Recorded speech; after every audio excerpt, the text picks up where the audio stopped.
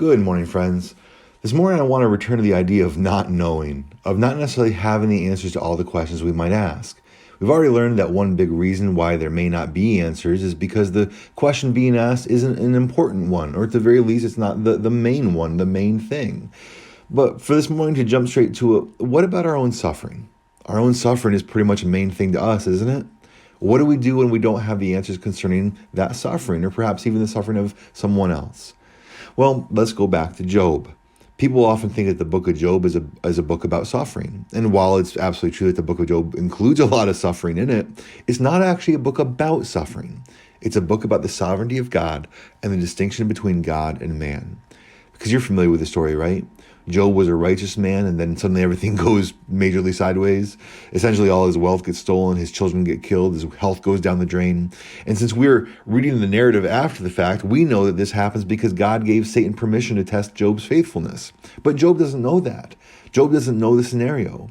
He just knows that he's been as faithful as he could be to the Lord, essentially all his life, and now it's like he's been cursed. And yet for the longest time, he maintains absolute trust in the Lord. He refuses to curse God in return for all that has happened to him.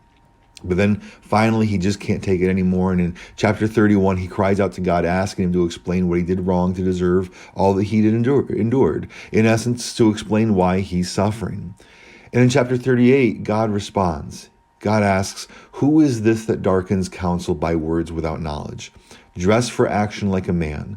I will question you, and you make it known to me. Where were you when I laid the foundation of the earth?" Now, friends, this may seem harsh on God's part, but really it's a lesson we all have to learn, no matter what might be going on in our lives. Because God asks, "Who is this that darkens counsel by words without knowledge?"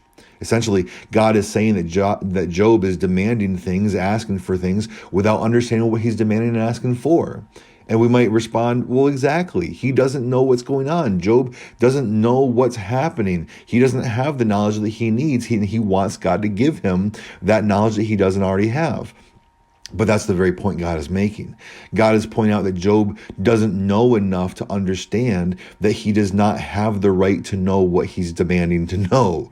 God is God. God laid the foundations of the earth. God can plumb the depths of the ocean with his pinky, as it were. God set the stars in their place and the earth on its axis.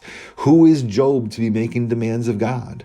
And in the end, Job responds in chapter 42, "Then Job answered the Lord and said, I know that you can do all things, and that no purpose of yours can be thwarted. Therefore I have uttered what I did not understand, things too wonderful for me, which I did not know." Job acknowledges that he didn't understand who he was in comparison to God, and that God will do as he wills. His purpose cannot be thwarted, and those purposes are actually so good and great. They are so wonderful that Job cannot comprehend them. But at the same time, that doesn't mean Job has the right to demand answers from God, and that God does not choose to give. And in the end here of the story, God restores everything to Job. He regains all he had and twice over. He has another family. He regains his wealth. He regains his position in society, all by God's grace. But as far as we're told, he never is told exactly why he endured what he endured.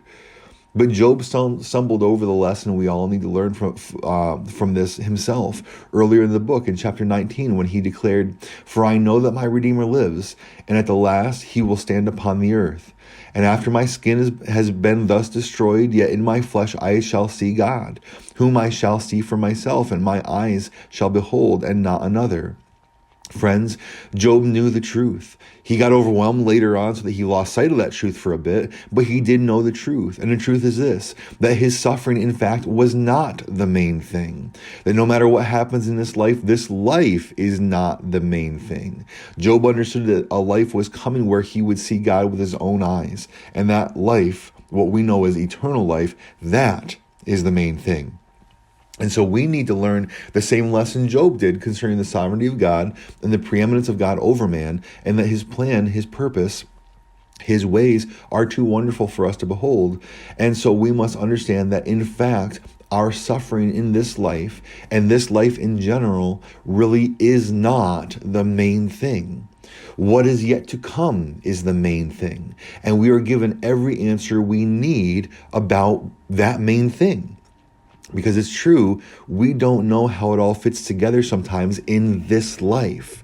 But we can't let that lack of knowledge lead us to demand answers of God that he has not seen fit to give.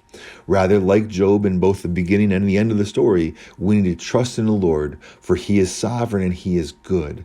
And let us remember that he is God and we are not. A tough one, I know, friends, but a crucial lesson for us all. I love you. Have a good and godly day. I'll catch you next time.